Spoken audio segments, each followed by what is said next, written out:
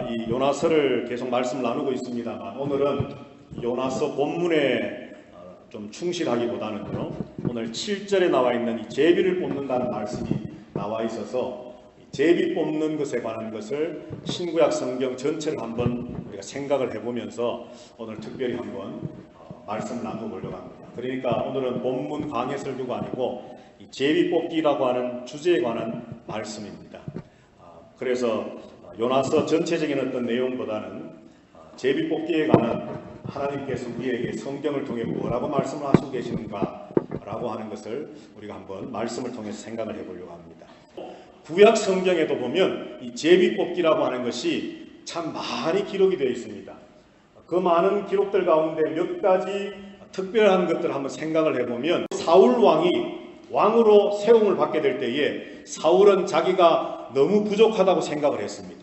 겸손했습니다. 그래서 숨어 있었습니다. 그럼에도 불구하고 하나님께서 이스라엘 백성들이 우리에게 왕을 주십시오라고 요청할 때에 그들이 제비 뽑아서 역시나 12지파들 중에서 한 지파가 선택되어지고 또 제비 뽑으니 그 중에서 어떤 집안 가문이 선택되어지고 결국은 계속 제비를 뽑아가다 보니까 사울이라고 한 청년이 제비 뽑힌 바 되어서 왕으로 세워지게 됩니다.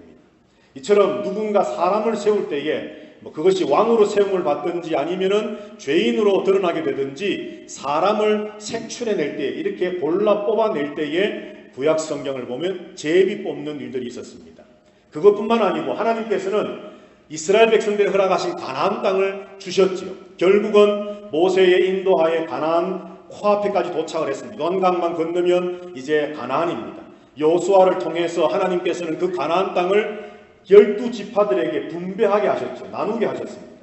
12지파나 있으니까 이스라엘 안에 그 가나안 땅을 아무렇게나 너희들이 알아서 선택하라가 아니라 제비 뽑아서 이 지파에게는 이 땅, 저 지파에게는 저 땅, 이렇게 하나님이 땅을 나누어 주도록 하나님이 또 허락을 하셨습니다. 심지어는 하나님 앞에 제사할 때에 레위기 말씀, 민수기 말씀에 보면 하나님 앞에 제사할 때에 하나님 앞에 드려질 양과 염소를 고를 때에 제비 뽑아 하나님 앞에 드리라고 말씀합니다. 그리고 우리가 잘 아는 제사장이 입고 제사장이 이렇게 장식하는 우림과 둠밈이라고 하는 그것을 통해서 또 하나님의 뜻이 과연 무엇인가라고 하는 것을 알고 판단하기 위해서 마치 제비 뽑듯이 제사장들이 사용한 것을 우리는 알고 있습니다. 자, 이처럼 구약 성경에 보면 이스라엘 백성들이 많은 경우에 하나님의 뜻을 알고자, 하나님께서 우리를 어떻게 인도하실 것인가, 하나님의 계획과 작정하심과 또 일하심이 도대체 어디로 갈 것인가 라고 하는 것에 대한 그 궁금증과 모든 것들을 해결하기 위해서 구약 이스라엘이 할 수 있었던 어쩌면 최선의 방법은 물론 기도도 했겠지만 제비 뽑는 것이었습니다. 이런 제비 뽑기를 통해서 하나님의 뜻이 무엇인지, 하나님의 원하심이 무엇인지를 이스라엘 백성들은 생각해 왔다는 것이지요.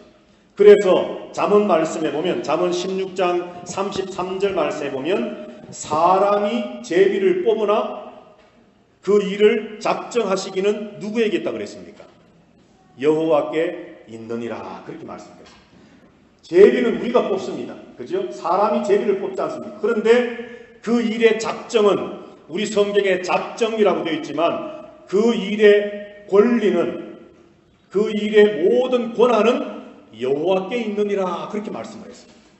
그러니까 왜 하나님께서는 이스라엘 백성들이 하나님 앞에 기도해서 구약시대 때는 하나님이 모세를 통해서 선지자를 통해서 또 다른 하나님의 종들을 통해 직접 말씀도 하시고 무언가 계시하셔서 하나님이 보여주시는 시대였는데 굳이 제비 뽑기라고 하는 방법이 왜 필요했을까? 하나님이 말씀해 주시고 기도하고 부르실 때에 찾아오셔서 어떤 무언가를 보여주시고 계시해 주시면 그것으로 참 모든 것이 아주 우리가 생각하기에 신앙적으로 영적으로 아주 아름답게 되어지는데 왜 하필이면 하나님께서는 제비 뽑기라고 하는 것을 구약 이스라엘 백성들이 행하도록 허락을 하셨을까? 그 이유가 뭐냐 하면 방금 보았던 잠언 16장 33절에 있는 말씀을 우리가 한번 다시 묵상을 해보면 분명히 제비 뽑기라고 하는 것은 그때 당시 옛날 이스라엘 시대의 모든 구약 시대의 모든 이방인들조차도 행했던 어떤 문화요 풍습이었습니다.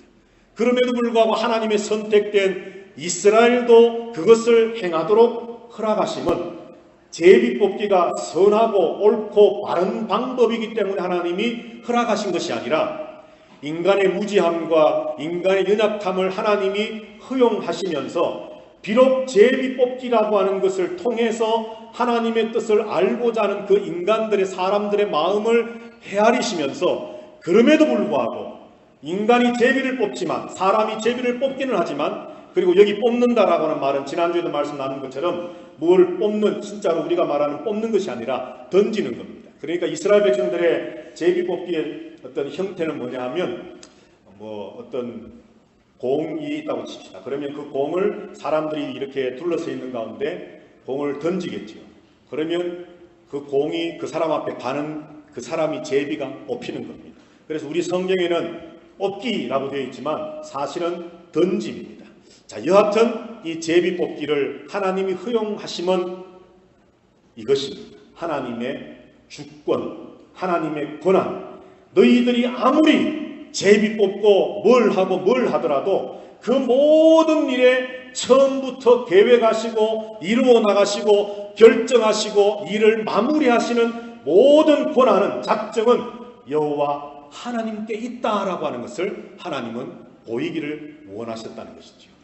그래서 우리가 구약성경을 읽으면서 많은 제비뽑기의 이야기들이 나오지만 말씀들이 나오지만 오늘날도 우리가 무언가 하나님의 뜻을 알고 싶으면 우리들도 이렇게 1번 한다, 2번 안 한다, 3번 뭐다 몇 개 써가지고 확 던져서 하나님 내 손에 떨어지는 것대로 하겠습니다. 이런 제비뽑기를 해도 될지 안 될지 그건 좀 이따 이야기할 텐데요. 그렇게 하든지 안 하든지 중요한 것은 하나님의 주권을 믿는 믿음이 있어야 된다는 겁니다. 그 믿음 없이 그냥 내 마음이 원하는 바 내 소원을 이루기 위한 어떤 제비뽑기와 같은 형태를 습관화하는 것 아니라는 것이죠. 자, 여하튼 구약시대에 이렇게 하나님께서 제비뽑기를 허용하셨습니다. 자, 그럼 여러분들에게 한번 묻겠습니다. 신약 성경에 제비뽑기가 있을까요, 없을까요? 있습니까? 예? 마띠아를 뽑을 때, 그렇죠. 신약 성경에 보면 제비 뽑는다는 것이 2번 나옵니다. 첫 번째는 교회와는 관계없지만 군병들, 로마 군병들이 예수님의 옷을 제비 뽑아 서로 나누기 위하여 제비 뽑습니다. 구약 성경의 말씀을 이루기 위함이라 그렇게 성경은 말씀을 합니다. 그리고 또 한 번 이제 교회가 행했던 제비 뽑기가 있는데 그게 뭐냐 하면 사도행전 1장 말씀에 보면 가룟 유다가 예수님을 팔아넘기고 마음이 뉘우침이 있어서 자살해서 죽게 되어서 12사도 가운데 한 자리가 비게 되지 않습니까? 그래서 초대교회가 12사도 중에 11사도와 성도들 120명의 성도들이 모여서 그 빠져있는 한 자리를 채우기 위해서 요셉과 마띠아라고 하는 2사람을 추천을 해서 이 2사람 가운데 과연 누구를 가룟 유다를 대신하는 사도로 세울 것인가 라고 하는 제비뽑기를 했다라고 사도행전 1장 말씀에 기록이 되어 있습니다. 그리고 그 이후로는 신약성경 그 어디에도 제비뽑기에 관한 말씀이 없습니다. 그러면 왜 그럴까요? 사도행전 1장에서는 신약교회가 제비뽑기를 해서 사도 가룟 유다를 대신하는 마띠아를 세우기 위해 제비뽑기를 했는데 그 이후로는 제비뽑기가 감추어졌습니다. 없습니다. 왜 그럴까? 이유가 뭐겠습니까? 말씀이 완성되었기 때문에 그것도 한 가지의 이유입니다. 그런데 더 한 가지 중요한 이유 중에 한 가지가 뭐냐 하면 사도행전 2장으로 넘어가면서 어떤 사건이 생기지요? 오순절 성령이 임하시게 되는 거죠. 자, 여러분들 왜 신약교회의 제비뽑기가 구약성경에 그렇게 많았던 하나님이 그렇게 많이 허용하셨던 심지어 하나님 앞에 제사할 때에 양조차도 제비 뽑기를 해서 골라서 하나님께 드리라고 하시고, 하나님 앞에 거룩한 지성소까지 들어갔던 대제사장이 입었던 그 우림과 둠밈을 통해서도 제비 뽑기를 할 수 있도록 허용하셨던 하나님의 역사가 구약에 그렇게 많은데도 불구하고, 왜 신약 성경에 와서 예수님 시대를 지나고 사도행전 초대교회에 12번째 사도를 다시 세우는 일을 마치고 나서부터 신약교회에서 제비뽑기라고 하는 것이 갑자기 중단되어졌느냐? 바로 신약 성경은 아직 완성되지 않았지만 성령 하나님이 오심으로 제비뽑기는 중단되었습니다. 이것은 우리에게 뭘 이야기해 주는 겁니까, 여러분? 오늘날 교회는 이제 제비뽑기 하지 말아야 된다는 겁니다.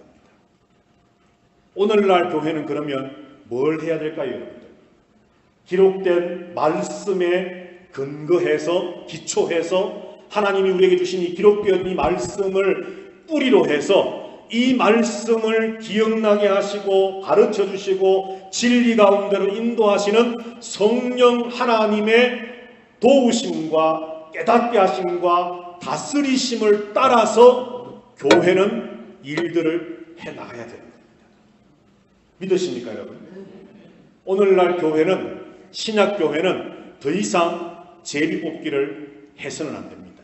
이거는 이중훈 목사의 어떤 개인적인 의견이 아니라 신약 성경에서 하나님께서는 어떻게 보면 아주 공교로울 수 있는 것처럼 보여지지만 1장에서 제비뽑기가 분명히 있었음에도 불구하고 2장 이후로, 성령이 오신 이후로 제비뽑기가 신약교회의 말씀의 자취를 감춘 이유는 바로 거기에 있는 겁니다. 더 이상 교회는 제비뽑기라고 하는 걸 통해 하나님의 주권에 따르심을 받는 것이 아니라 내주하시고 찾아오셔서 내주하시고 교회를 다스리시는 성령 하나님의 역사하심 안에서 하나님의 주권을 체험해 나가야 되는 겁니다. 자, 여러분들 이제 우리 사도행전으로 가셔서 한번 말씀을 한번 보시면 좋겠습니다. 사도행전 1장 15절부터 20절 제가 읽습니다. 모인 무리의 수가 약 120명이나 되더라. 그때에 베드로가 그 형제들 가운데 일어서서 이르되, 형제들아, 성령이 다윗의 입을 통하여 예수 잡는 자들의 길잡이가 된 유다를 가리켜 미리 말씀하신 성경이 응하였으니 마땅하도다. 이 사람은 본래 우리 수 가운데 참여하여 이 직무의 한 부분을 맡았던 자라. 이 사람이 불의의 싹스로 밭을 사고 후에 몸이 곤두박질하여 배가 터져 창자가 다 흘러나온지라. 이 일이 예루살렘에 사는 모든 사람에게 알리어져 그들의 말로는 그 밭을 아겔다마라 하니 이는 피밭이라는 뜻이라. 시편에 기록하였으되 그의 거처를 황폐하게 하시며 거기 거하는 자가 없게 하소서 하였고, 또 일렀으되 그의 직분을 타인이 취하게 하소서 하였도다. 아멘. 오늘 가론 유다를 대신하는 마띠아라고 하는 12번째 새로운 사도를 이제 제비뽑기 하는데, 신약 성경에 기록된 유일한 한 번의 제비뽑기의 근거입니다. 근거. 도대체 무엇을 기초로 해서 신약 초대교회의 성도들은 제비뽑기를 했느냐는 것. 오늘 15절부터 20절에 나와 있는 것처럼 하나님의 말씀이었습니다. 말씀. 하나님, 오늘 우리가 가론 유다를 대신하는 새로운 12번째 사도를 세우고자 합니다. 그런데 이것은 단순히 일꾼이 필요하기 때문이 아닙니다. 12명이어야 되는데 11명밖에 안 되니까 뭔가 허전해서 아닙니다. 그런 어떤 여러 가지 인간의 생각에 의한 이유가 아니라 하나님이 이미 다윗의 입을 통하여 시편에 예언하시고 약속하시고 말씀하셨던 그 말씀에 기초하여 근거하여 하나님, 가론 유다는 이제 제 길로 갔사오니 그를 대신할 12번째 사도를 우리가 지금 선택하여 세우고자 합니다. 라고 초대교회는 제비 뽑는 그 일을 하나님의 말씀에 기초하여 했다는 것이죠. 오늘날 교회가 제비 뽑기는 없지만 예를 들어서 투표와 선거는 있습니다. 이런 방법이 있죠. 어떤 교회가 이제 대형화되어지고 여러 가지 어떤 모습들이 달라지기 때문에 하나님의 말씀과는 상관없이 오늘날 교회의 어떤 운영의 묘를 다지기 위해서 투표와 선거라고 하는, 또는 뭐 공동의회 때 또 이렇게 뭐 투표를 해서 뭔가 결정하는 일들을 오늘날 교회가 행합니다. 그런데 그 모든 것들의 근거는 말씀이 되어야 됩니다. 믿으십니까, 여러분? 어떤 안건이 나오고 어떤 주장이 나오고 어떠한 계획이 나와서 그것을 교회가 결정하기 위해서 무언가 투표하거나 무언가 선거하거나 무언 일들을 해나가기 위한 어떤 절차를 밟아 나갈 때에 결단코 사람의 주장과 생각이 기초가 되면 안 됩니다.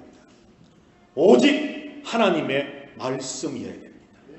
신약 성경의 마지막으로 기록되어졌던 제비뽑기의 근거는 하나님의 말씀이었습니다. 아직 신약 성경은 완성되지 못한 시기였기 때문에 구약 성경의 예언의 말씀을 알고 있었던 사도들은 그 말씀에 근거하여 우리가 오늘 새로운 사도를 뽑기 원합니다 라고 하나님 앞에 제비뽑기를 지금 실행해 나가려고 하는 거죠.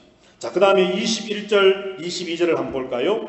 우리 한번 다 같이 읽어보십시다. 시작. 이러함으로 요한의 세례로부터 우리 가운데서 올려져 가신 날까지 주 예수께서 우리 가운데 출입하실 때에 항상 우리와 함께 다니던 사람 중에 하나를 세워 우리와 더불어 예수께서 부활하심을 증언할 사람이 되게 하여야 하리라 하거늘. 아멘. 자, 오늘 이 사건을 본다면, 마띠아라고 하는 사람을 이제 선출하는 사건을 통해 본다면 자격 요건입니다. 근거는 뿌리는 말씀이고, 이제 누군가 한 사람을 세워야 되겠는데 그 세워질 사람의 자격 요건이 어떠해야 될 것인가를 오늘 말씀을 합니다.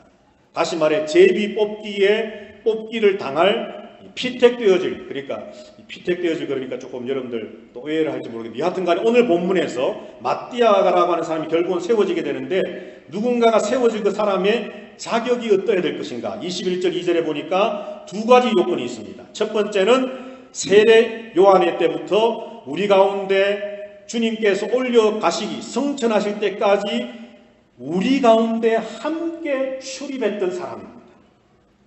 지금 바로 예수 믿고 바로 어떤 공동체 안에 들어온 사람이 아니라 정말 세례 요한 때부터 3년 6개월 동안 예수님이 성천 십자가에 죽으시고 부활하시고 성천하셔서 오르실 때까지 우리와 같이 동고동락하며 일했던 사람, 같이 있었던 사람이라고 하는 한 가지 조건이 있고요. 그리고 계속해서 항상 우리와 함께 다니던 사람 중에 라고 하는 말이 같은 말이고, 그리고 또 한 가지 조건이 뭐냐면 22절 하반절에 보면 우리와 더불어 예수께서 부활하심을 뭘 할 사람요? 증언할 사람입니다. 다시 말해 부활의 확신, 복음의 확신이 있는 사람이 자격 요건이 있다는 것이죠. 사도를 12번째 사도를 세울 때에 두 가지 자격 조건, 우리와 함께 처음부터 있었던 사람, 그리고 복음에 대한 확신과 열정이 있는 사람이 바로 뽑힐 자격이 있는 사람이라고 했습니다. 교회도 마찬가지입니다, 여러분. 어떤 사람을 세우는 일뿐만 아니라 교회가 예를 들어 어떤 사업을 합니다. 뭐 교육부에 예를 들어 수련회를 한다, 아니면 뭐 선교부에서 어떤 선교 사역을 한다, 아니면 친교부에서 심지어 야외 예배를 나간다. 이런 것조차도 단순히 오늘 우리 한번 이제 가을이고 가을쯤 되었고 날씨도 좋고 하니까 우리 한번 밖에 나가서 놉시다, 그래서 야외 예배 가는 것이 아니라 야외 예배라고 하는 그 당위성 조건이 뭐냐? 야외에 나가서 우리의 예배 드림을 통해서 그 외에 물론 외국 땅이어서 멕시칸들이 우리를 보고서 우리의 말들과 우리가 찬송하고 예배하고 기도하는 말들을 들어 알지 못하지만 한국의 상황이라고 본다면 그 야외에 나가서 우리가 예배하는 모습을 통해 찬양하고 기도하고 하나님의 영광을 나타내고 그 많은 사람들이 함께 있는 공개된 장소에서 공동체가 모여 함께 나아가서 예배하는 모습을 통해 복음의 역사가 나타나는 것, 이것이 교회 모든 사역과 행사들의 주된 포커스가 되어야 됩니다. 믿으십니까, 여러분? 이것은 사람을 세우는 일만이 아닙니다. 사람을 제비 뽑는 일만이 아닙니다. 교회의 모든 일들, 심지어는 청소하는 것까지도, 하나님 내가 화장실을 청소합니다. 교회 바닥을 한번 씁니다. 아, 이거 할 사람이 없으니까 저라도 합니다. 하나님 나 예쁘지요. 이게 아니라 하나님 비록 청소하는 일이지만 이것이 복음의 역사와 연결되어지기를 원합니다라고 하는 그런 마음이 우리에게 있어야 된다는 것이죠.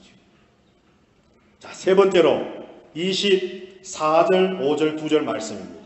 우리 다 같이 한번 읽어보실까요? 시작. 그들이 기도하여 이르되 무 사람의 마음을 아시는 주여, 이 두 사람 중에 누가 주님께 택하신 바 되어 봉사와 및 사도의 직무를 대신할 자인지를 보이시옵소서. 유다는 이 직무를 버리고 제 곳으로 갔나이다 하고. 아멘.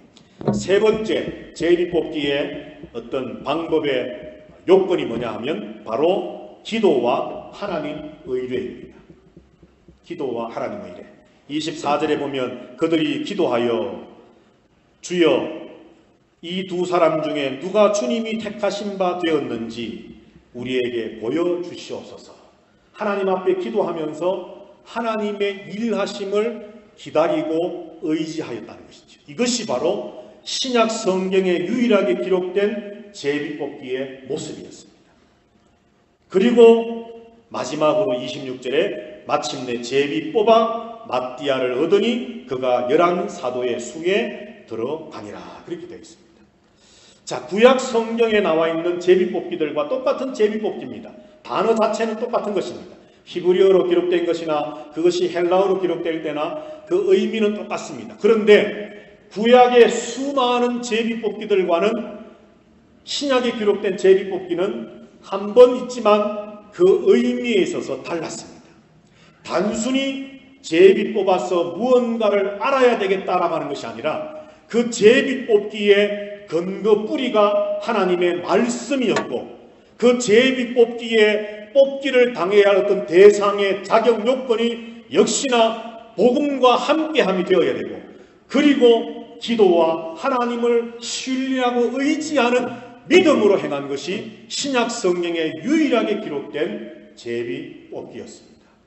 그렇다면 오늘 이 시대를 살아가는 저와 여러분들, 이 아름다운 교회를 위시한 오늘날 신약시대의 모든 교회들이 제비뽑기를 만약 한다면, 예를 들어 형식이 바뀌었습니다만 투표를 하고 선거를 하고 뭔가 의결을 한다면 어떠해야 되겠습니까?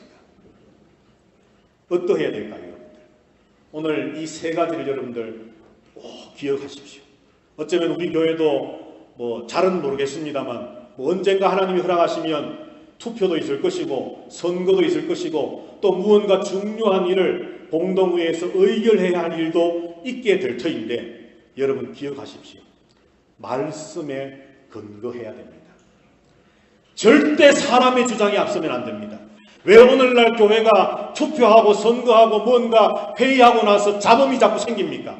사람의 주장이 들어가기 때문입니다. 심지어 어떤 교회는 1년, 2년 교회를 안 나오는 사람들도 막 전화하고 수소문해가지고는 야, 다음 주에 우리 교회 투표가 있으니까 야, 니들도 나와서 전부 다 한 표 행사해라. 누구 찍어라. 죄송하지만 이따위 짓들을 하고 있습니다. 교회가 이러면 안 됩니다. 하나님의 말씀에 근거해야 됩니다. 도대체 이 일을 행함이 누구를 위한 일인가를 우리는 알아야 됩니다. 하나님을 위한 일이에요. 지난주에 요나서를 보면서 배에 있는 사람들이 제비를 뽑아 누구로 인하여 이 태풍이 우리에게 임하였나 알아보자 했습니다. 하나님의 뜻이, 하나님의 계획하심이, 하나님의 일하심이 어디에 있나를 알고 싶은 것이 아니었습니다.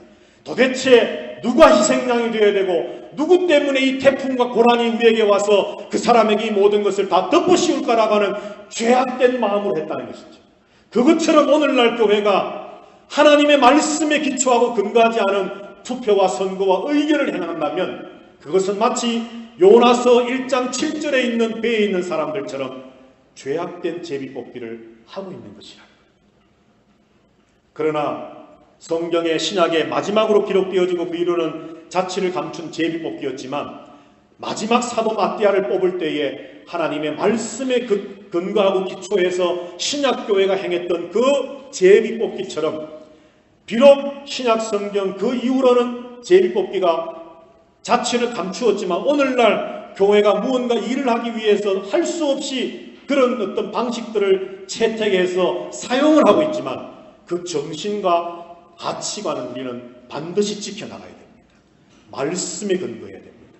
그리고 이 의결하는 일이, 우리가 지금 마음을 모아서 뜻을 모아서 결정해 나가는 일이 과연 주님의 복음의 역사에 유익한지 아닌지를 생각해야 됩니다.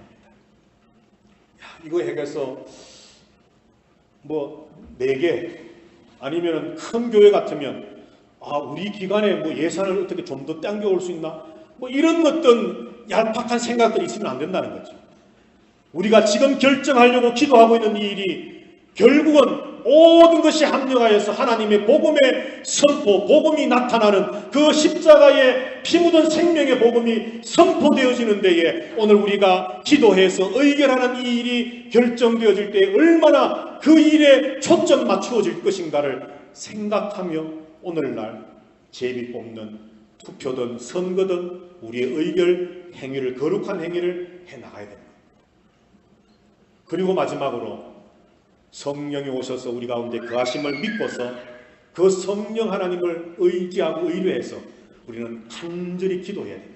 하나님, 우리는 알 수 없습니다. 우리는 모릅니다. 하나님, 비록 내 마음은 약간 이쪽으로 기우는 듯 하지만 그러나 하나님, 이미 내가 어떤 답을 정해놓고 하나님 앞에 기도하는 것이 아니라 하나님, 정말 내가 답을 정하지 않고 한 걸음 뒤로 물러서서 정말 잘 모르겠습니다. 하나님 좀 가르쳐 주십시오. 지금 우리에게 이런 길들이 놓여 있는데 어디로 가는 것이 주님이 기뻐하시는 일이고 하나님의 영광을 나타내는 일이고 하나님이 작정하셔서 하나님의 그 권한이, 하나님의 주권이 나타날 수 있는 일이겠습니까? 하나님, 나에게, 우리에게 좀 보여주십시오, 가르쳐 주십시오라고 우리가 기도하고 하나님을 의뢰하며 나가야 된다. 사실 여러분, 저도 그럴 때가 있습니다만 우리가 그런 실수를 정할 때가 있지 않습니까? 요즘도 그런 말 쓰는지 모르겠습니다만 답정너 이미 답을 정해놓고 뭘 물어는 그 답을 듣기를 원하는 거 있잖아요. 그죠? 여보 나 사랑해. 그때 뭐라고 대답해야 됩니까? 한번 생각해보고 그러면 다음 날부터 밥이 없습니다. 무조건 그때는 아이고 사랑해, 당신만을 사랑해 그래야 됩니다. 그것처럼 하나님 앞에 답을 자기는 이미 다 정해놨어요. 그리고는 하나님 기도합니다. 그래놓고 자기가 생각하고 답을 정해놓은 대로 안 되면 하나님 이러실 수가 있나요? 이건 기도가 아니거든요. 이거는 마치 요나스에 나오는 그 뱃사람들처럼 또는 또 다른 어떤 죄악된 모습의 제비뽑기처럼 이미 내가 무언가 욕을 뽑고 싶은데 그게 안 뽑혀진 것을 불평불만한 것과 뭐가 다르겠습니까? 우리는 마음을 내려놓아야 됩니다. 비워야 됩니다. 겸손해야 됩니다. 그리고 하나님, 나는 모르겠습니다. 정말 하나님 보여주십시오. 가르쳐 주십시오. 인도해 주십시오. 그렇게 우리는 하나님만을 의지하고 기도해야 될 것입니다. 제비뽑기, 우리가 신앙생활, 교회생활 하다 보면 이제 다른 형태지만 이 제비뽑기와 같은 여러 가지 일들을 또 앞으로 경험해 나가야 될 것입니다. 여러분, 우리 아름다운 교회는 기억하면 좋겠습니다. 제가 언젠가 장례식이 있어서 성도들이 카톡에다가 고인의 명복을 빕니다. 10명 중에 한 7, 8분은 명복을 빕니다. 명복을 빕니다 하셔서 제가 참다 그러지 마시고 조의를 표합니다 라고 하십시오. 명복을 빈다는 것은 불교 용어이거니와 명복을 빈다는 것은 죽은 사람이 앞으로 잘 되기를 바라는 거거든요. 이 기독교 신앙과 성경적인 세계관과는 전혀 맞지 않는 것이기 때문에 명복을 빈다는 말을 우리 기독교인들 성도들은 쓰면 안 됩니다. 그래서 조의를 표합니다라고 합시다라고 아주 오래전에 했는데, 그리고 이제 오랜만에 이게 또 오랜만에라고 하는 표현이 약간 좀 어떨지 모르겠습니다만 교회에 장례가 있었는데 우리 성도들이 정말 99%가 조의를 표합니다. 잊지 않으시고 하셔서 참 표현이 어떨지 모르겠습니다만 여러분들을 섬기고 또 이끌고 가르치는 목사 입장에서 별것 아니지만 흐뭇했습니다. 성도들이 그걸 기억을 하고 이렇게 하고 있구나. 마찬가지로 우리 교회가 제비뽑기라고 하는 어떤 그런 상황이 우리에게 주어져서 그런 일들을 하게 될 때에, 무언가 결의하고 의결하게 될 때에 말씀에 근거하고 복음에 초점 맞추어지고 오직 하나님만을 의지하고 기도함으로 그 일들을 해나가는 우리 아름다운 교회가 되어서 하나님이 기뻐하시는, 하나님이 영광 받으시는 그러한 우리 아름다운 교회가 되어지게 되기를 주님의 이름으로 축복합니다. 빌립보서 4장 말씀에 보면 아무것도 염려하지 말고 다만 모든 일에 기도와 간구로 너희 구할 것을 감사함으로 하나님께 구하라. 그리하면 모든 지각에 뛰어난 하나님의 평강이 너희 마음과 생각을 지키시리라 말씀했습니다. 믿으십니까 여러분? 하나님 우리를 지키실 겁니다. 기도하겠습니다.